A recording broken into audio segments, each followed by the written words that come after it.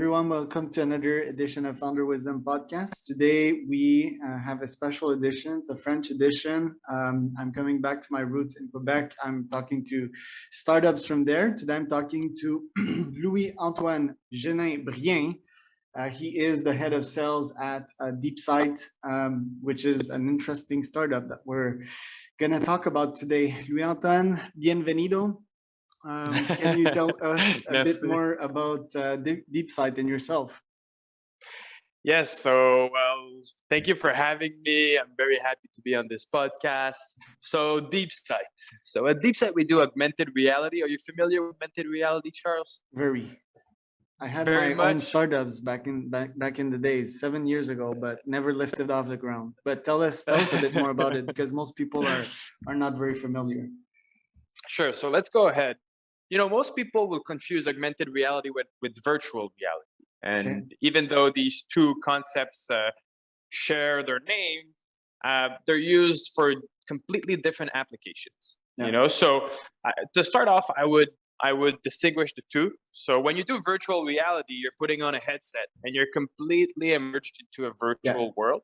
Mm-hmm. And most people have experienced virtual reality because, you know, headsets have become somewhat of a commodity. You know, anybody can buy a headset. It's about $400. Mm-hmm. When we talk about augmented reality, the idea is not to immerse you in a complete virtual setting. The idea with augmented reality is to put on some glasses and to be able to add virtual content to the existing world, to your surroundings. Okay, so what we do at DeepSight is to leverage augmented reality to have workers view 3D work instructions, to be able to do knowledge transfer in the industrial sector much faster. Because what we found is that most of the knowledge transfer and training in the industrial sector is done through job shadowing. So every time you need to train somebody, you actually need to have an expert go on the floor and show everything physically to the learner. And so what we came up with is basically a solution where you can replicate expert guidance, but virtually on an operational setting. Got it. All right. So two aspects when you were telling me that they need to be overshadowed. So two things went to my mind. So first thing, when the worker is new, is there like two aspects to the way you could help him work, aka just having glasses and having someone at the other end of the line, which is just telling him, hey, this is what you need to do, here's how you do it? And is the second step to that having, you know, like pure software that I guess you guys could do that could pre-guide the person? Like how does that work? So that's the idea. The thing is, we don't want to take experts' time. Okay, so when you do job shadowing, you're actually requiring the time of an expert. And these experts are more and more rare because they're retiring, they're leaving the work, they're stopping to work because they're getting older. Yeah. And with the skills shortage, there's more and more people to train. Okay, so there's kind of a paradox there where there are less and less experts and more people to train. And so the idea for us is really to have workers train themselves autonomously. So the 3D work instructions that are created into the DeepSight platform aim at replicating technical procedures, so manipulations, exactly on the work setting where the tasks need to be accomplished. Okay, so the idea is not to leverage experts remotely. Yes, we could do it through the glasses because the glasses we use have cameras and we could stream what a worker is seeing in real time to a remote expert. But the idea is mostly to have workers put on the glasses, and if ever they need to do an assembly of an aircraft part, for example, instead of relying on an expert showing them how to do the assembly, they're going to see in 3D all of the parts being animated to show them how to do the assembly. You have to see it a bit like an IKEA instruction guide, but for very complex procedures. But how complicated is that? Because it's so complex. I mean, you guys probably need to go in the plant / manufacturer physically and build up plans. And if this, then what is that? What if their environment change? How you design a software that will work all the time? Because in my mind, I can picture the software, but I can picture a million of problems arising and the guy just dropping the helmet and say like, hey, what do I do now because this thing is not working? Am I right in thinking that? You're 100% right.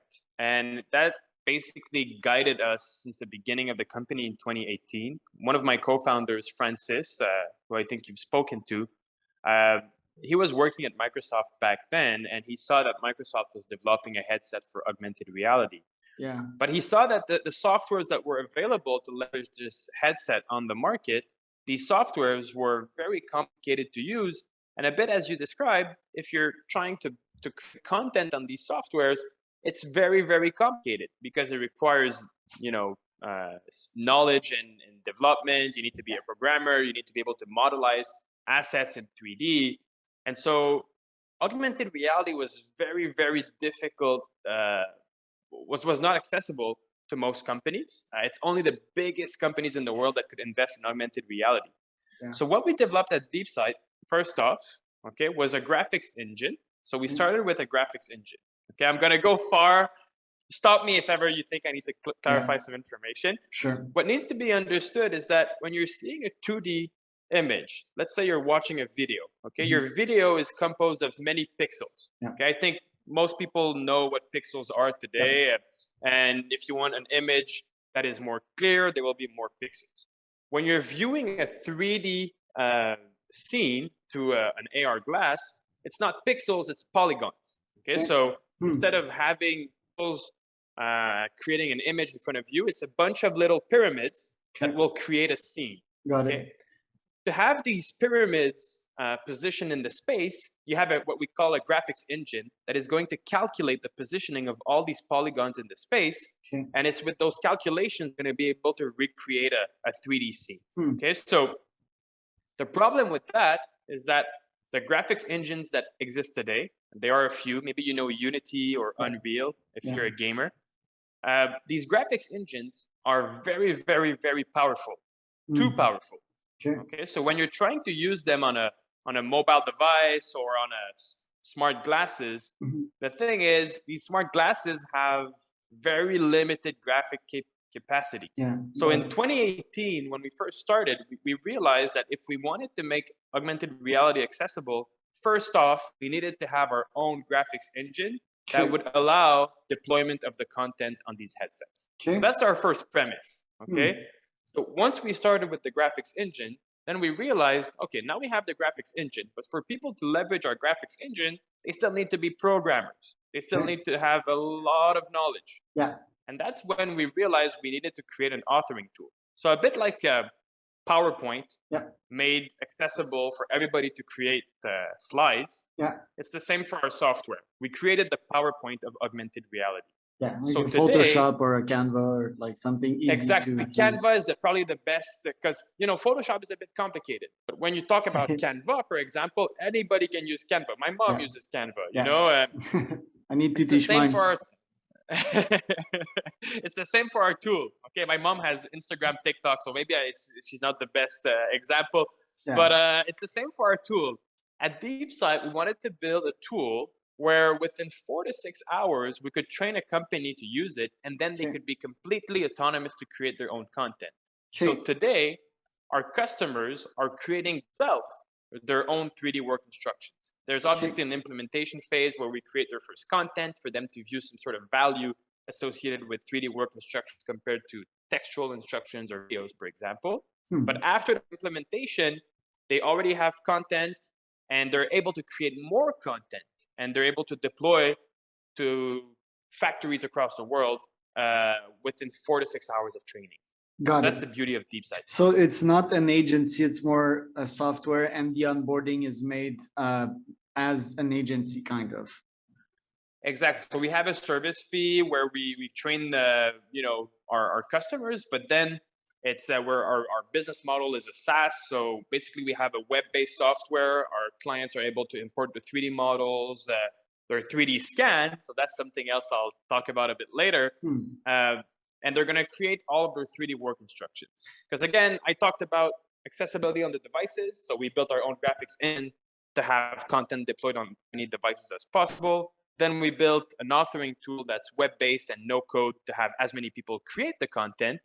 But then, like any other software, you need to have inputs. It's like trying to build a PowerPoint without pictures. Your PowerPoint is going to be very, very boring.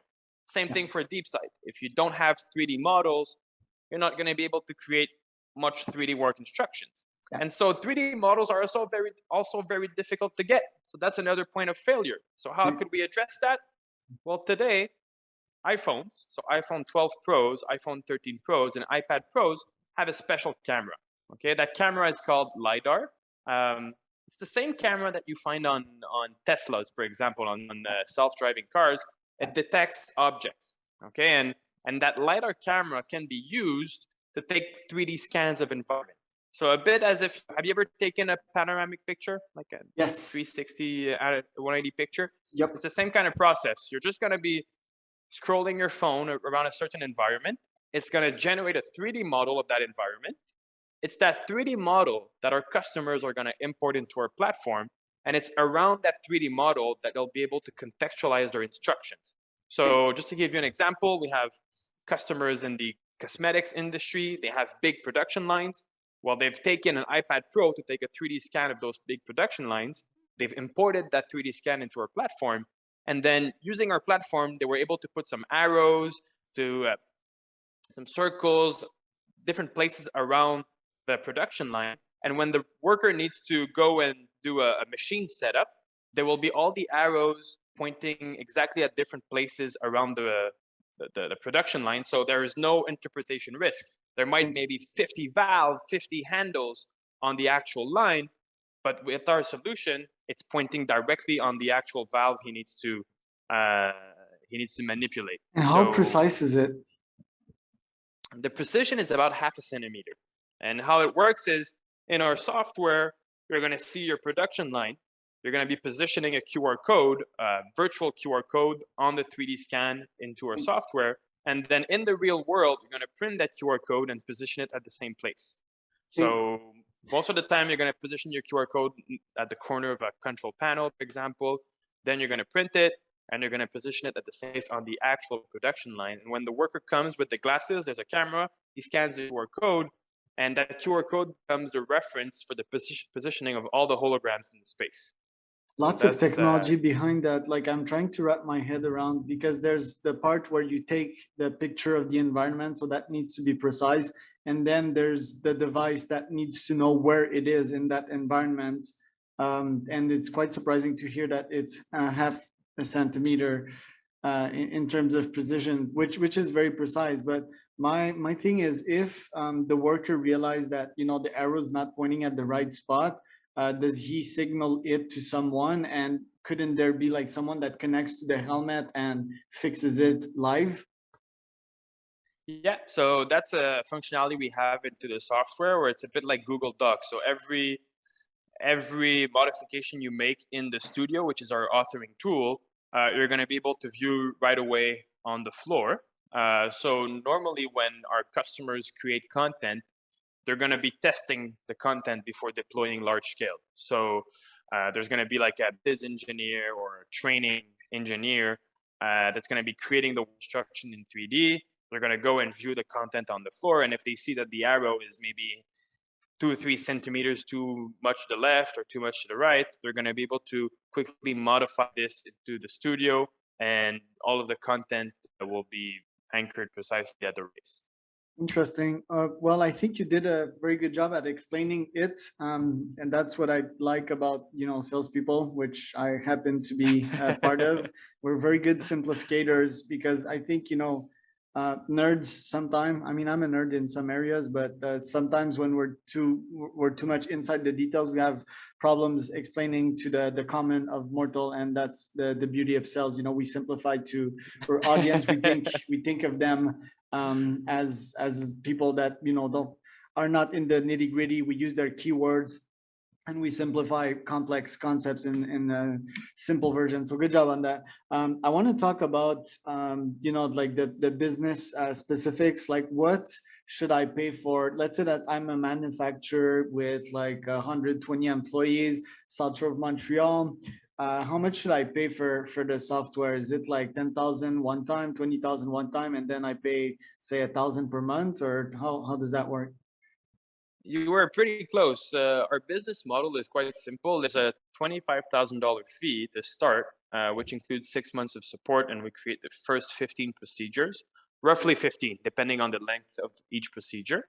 And then there's an $850 fee that is charged monthly per device. So if Per in your device, factory wow. floor, so if in your factory floor you have like 10 glasses that are in 10 different departments, you're going to be spending 850 times 10 each month. Yeah, But the that's 9K. idea is that you're That's going to be saving. interesting per device. Don't you get like kickback from customers saying like, damn, that's going to be expensive? I guess your reply is like, it would cost you twice as much if a colleague would be there to guide them. Would that be right? I think exactly. I mean, as a sales guy, you know that it's not about price; it's about value. So you can sell a product for $50 if you generate zero return on investment. It's too much, you know. Yeah, But if you sell a exactly. product for 5 million and you generate 10 million in return on investment, then obviously it's a bargain, you know. Yeah. So it's the same for us. Obviously, the smaller companies that have a smaller volume of production, they will make less economies at scale because they're too small. But the companies we deal with, like ABB, Galderma, Anico Eagle, you know, they're large companies, and you know, the bigger the company, obviously, the bigger the economies they can make. And the company I was talking about earlier, Galderma and the cosmetics, they have about 20 production lines in their factory, and for one production line, only one production line, they were having about 12 hours of production downtime on a monthly basis, caused by the fact that employees were not able to make changeovers. So, you know, imagine you're a new employee, you're working on a night shift on a Saturday night, and then you have to go from a production of jars of 50 millimeters of hand cream, and you go to a production of 100 millimeters. You need to reconfigure your machine to be able to do that. But if you don't do it correctly, it can lead to a production downtime, and maybe you'll have to wait until the Monday morning for the expert to come back in to do that product changeover. And so with our solution, we were able to cut down by half the production downtime on that production line where we deployed. And that's about $400,000 of return on investment for the first year. And you can multiply that by 20 because they have 20 production lines. So it's, imagine making about $8 million of return on investment every year for about $200,000 of investment. It's a good, I mean, it's a good purchase to make, right? Yeah, So it's pretty significant. Very cool. You guys went on Dragon's Den. I was there too sometime. Well, the Quebec version. oh yeah. Yeah. So how For did that what go? type of company did you go to? What were you From one doing? of my company was a nootropic, so a supplement called Velux. You maybe were marketed. You maybe were a part of our customer base back in the days. We had a supplement also called Apex GPA, and we were marketing to HEC Montréal back in the days. I think in 2015, and I saw you were there. So Oh yeah. yeah, it's a supplement basically for the brain. So was exciting times. Was funny. It was a good experience.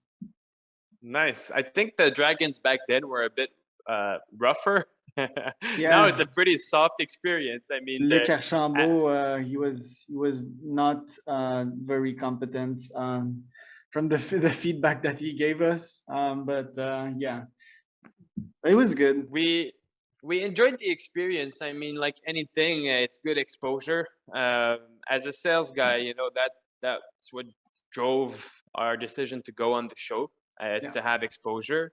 And also, you have to understand that, you know, most of our work here in sales is about educating, you know, potential customers because they don't know about the technology. So if you can go on a show that has about 2 million viewers, obviously it's good for us, but for the market in general of augmented reality. And since then, we were able to start discussions with big corporations. One is hiring at 11,000 people just in Montreal. So it just gives you an idea of the customers we are starting to deal with because of that visibility. Yeah, it's pretty cool. And tell us about your background, because we jumped in the company real quick. I saw you were an entrepreneur at Centech also. What kind of business did you launch here? Well, first off, you have to understand that as an entrepreneur, I have a very weird background. I started my university studies at HSC in business. I stayed there for 1 year. I think in my second semester, I failed all my classes except one because I was already admitted in industrial design, and I was spending all my time drawing and skateboarding. I wouldn't go to my classes. You know, my accounting class was at the same time as the 5 à 7 or the happy hour at Yeah, HSC. So I didn't go to one. famous. Yeah. The So drinking culture as HSC is like next level. yeah, but you know what? Making connections brings you more than knowing how to do a état des résultats, or you know, you can find people to do your accounting for you, but you can't make connections like True. this. You know, it's more difficult to make connections. So I So, went so from did you make good HSC. connections? Because I wasn't successful back in days, and well, I mean, I've talked to a bunch of people, but I don't think I made any lasting connections of all my 5 à 7. Were you successful in that? Yeah, well, one of my other co-founders, Nicholas, we met at we were actually friends before, but we cemented our business relationship at HSC. We saw that we had, you know, very complementary skills. So that's one of the few connections I made. But today I have connections at Couche-Tard, at a bunch of industrial companies as well that I met from HSC, and we just started. We're almost starting to work with a company called Groupe AFI in Quebec, and it was one of the guys who integrated me at HSC. So I think that the social aspect you get from school is more important than the actual knowledge you get, because if you're curious enough, you can learn about anything on your own. But that's just Mm. me. um, but yeah, I mean, my background is mostly social sciences, because after doing industrial design, I went back into sociology, economics. I traveled a lot, and I realized that my biggest skill is vulgarizing complex information. So that's why I realized I had a good fit in technology, because as you said earlier, sometimes, you know, it's just about vulgarizing the value to a customer. People don't understand the value just because they don't understand the technology, because it's not well explained by the people who develop it. So yeah, I think that if somebody wants to go in technology, wants to start a business, they first need to they first need to know how to explain it well. So that's my background. And for Centech, I mean, it's with DeepSight that we went at Centech. Okay. So we started last almost a year ago. Mhm. We started normally businesses at Centech and other incubators alike. You know, they go at an earlier stage. We went a bit later, but that helped us in a sense, because there's a lot of matchmaking done Mhm. by the incubator. Yeah. Centech has something called Collision Lab, where they introduce you to big companies like Bombardier, the Port of Montreal, CGI. So a bunch of companies that could either help us reach new clients, or they could implement our technology internally. So because of our maturity level, you know, we're more often than not on top when they introduce a bunch of companies to their partners. So that helps us a lot. And yeah, so but I think in general, like when you're an innovative company, especially in Quebec, we have a lot of collegiate technology transfer centers. We have a lot of innovation centers, and we have a bunch of channel partners, as we call them, that can be our salesperson, but at no cost. You know, if Mm. people believe in your technology, they will talk about it. And so today we're 4 people in the sales team here, but we receive leads every day from a bunch of partners across the province and across the country. And, you know, that's why we just applied to an incubator in Seattle. We don't need much of the mentorship, but just having somebody there that can vouch for us to companies in the region really helps us. Interesting. Let's talk about the Seattle thing a bit later, but again, to dive in your past, for example, my student exchange, which was around the same time as yours, uh, literally changed my life in Hong Kong. How was your student exchange in Rome, and how did it change your mindset? Uh, the student exchange really changed the way I see people. When I came back from my student exchange, I changed my whole friend group.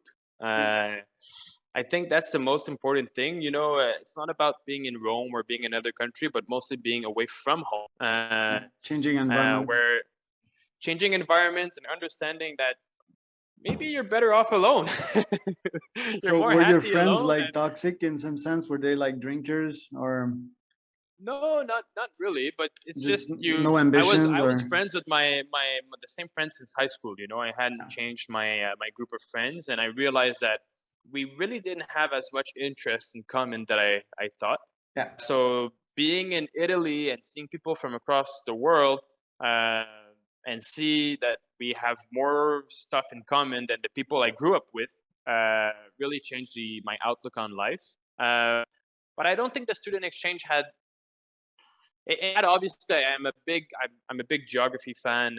If you did research on me, you would see that I have a YouTube channel and I do GeoGuessr streams. I really like discovering new cultures. Um, but I think the best way to discover new cultures is just trying to get out of your comfort zone when you're at home.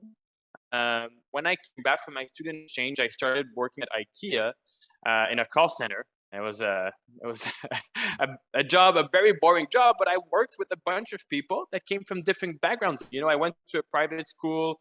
I was always given everything I wanted. But when I started working at IKEA, I realized there were people with really different situations than me, and that really made me, question priorities in life, and it made me think about giving me other challenges that I thought before. So yeah, I go from one topic to the other. I'm very ADHD, but yeah. We're two of us, which is why this podcast is going left and right. But that's the best. Coming back to Seattle, and I mean we got a couple minutes left, so let's try to compress everything. But where do you see DeepSight going in the next few years? I had a look at your roadmap. There's exciting stuff in there.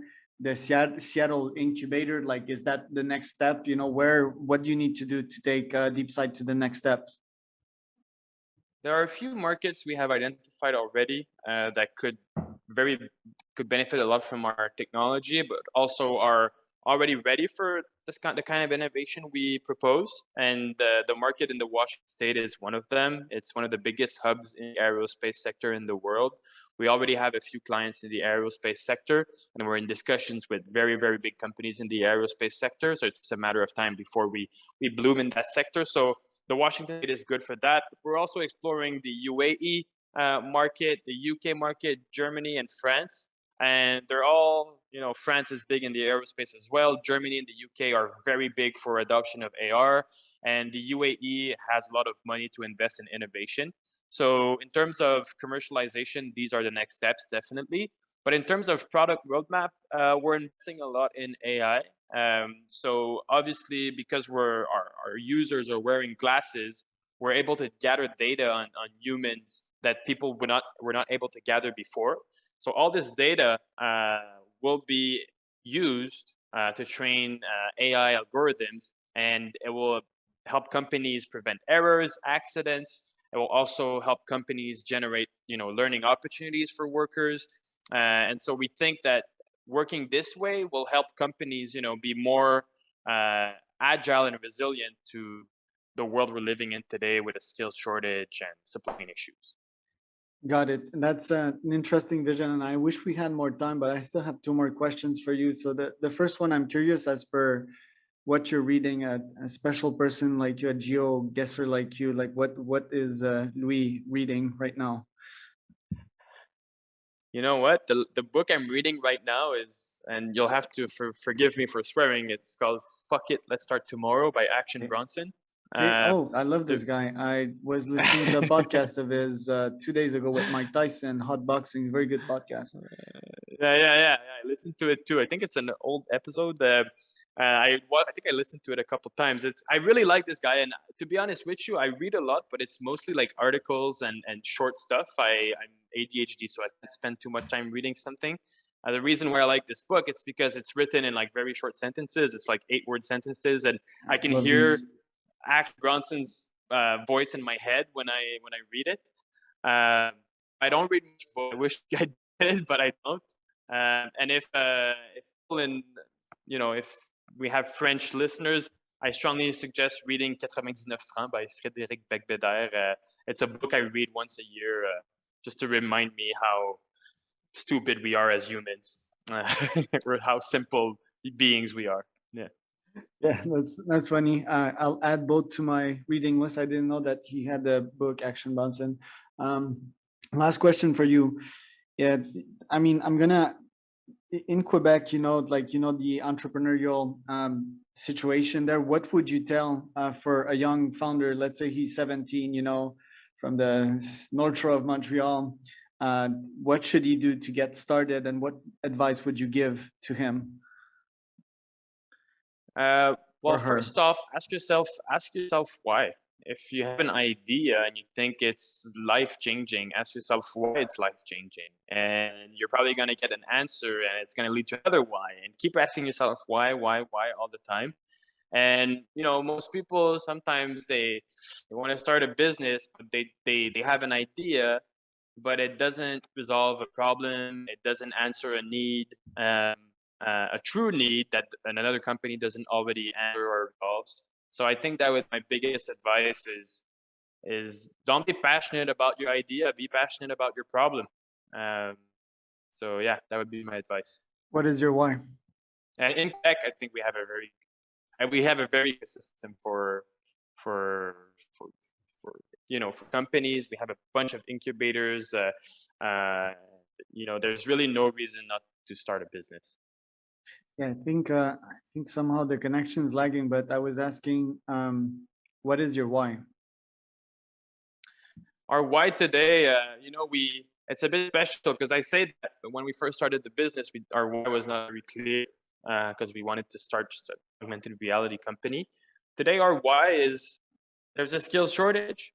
People need to be trained, and there are no ways to do it correctly. The alternative to job shadowing on the factory floor is paper guides and videos. But if somebody has 2 years of high school and you're trying to explain them how to run a machine that's 20 meters by 20 meters with 100 different valves, you're not going to be able to do that with a paper guide, especially if that person has a language barrier, comes from, is a remote worker coming from another country.